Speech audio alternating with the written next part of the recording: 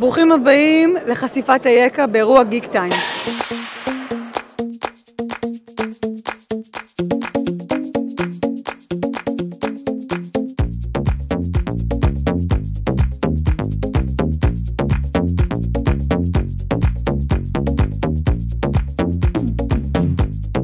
אנחנו חודשיים לפני פתיחה בערך, מציגים כאן בפעם הראשונה. אפשר להגיד שזה אירוע חשיפה ראשון שלנו. היקה היא בעצם חברה שמקימה מרחבי עבודה משותפים. המרחב שלנו הולך לקום באליפלט. הוא ייתן מענה לסטארט-אפיסטים, לחברות הייטק, למעצבים, ליוצרים ולכל מי שבעצם צריך מרחב לעבוד. היקה היא התשתית המיטבית שמאפשרת לך להיות במיטבך בכל רגע נתון, גם מהבחינה המקצועית, גם מהבחינה המנטלית וגם מבחינת התכנים והידע. התפיסה שלנו הבסיסית היא להביא ערך לחברים שלנו, ולכן גם הבאנו לכאן צלם.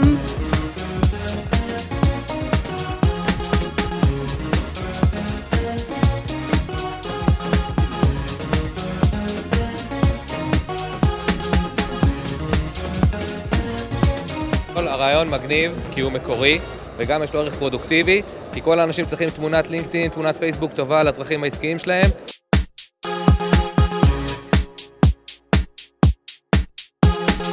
לנו במרחב יש גם אולפן צילום וטלוויזיה, ופשוט הבאנו את הפסיליטי שיש לנו שם לכאן.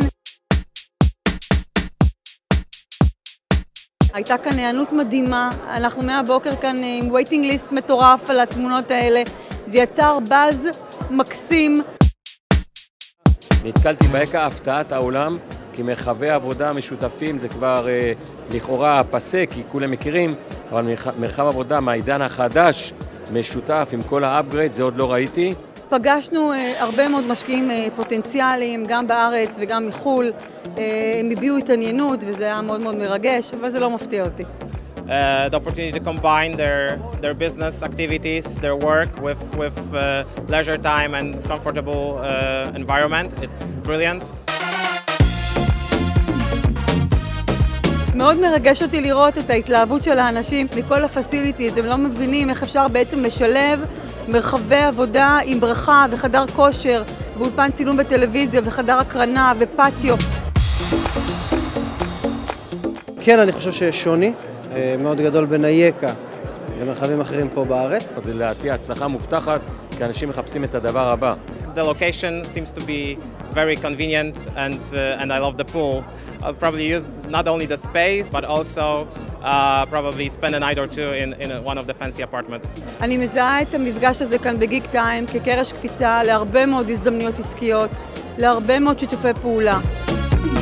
זה אירוע מאוד מרגש, אתם מאוד מרגשים, אני לא רוצה להעליב אתכם אבל אני פשוט חייבת לרוץ.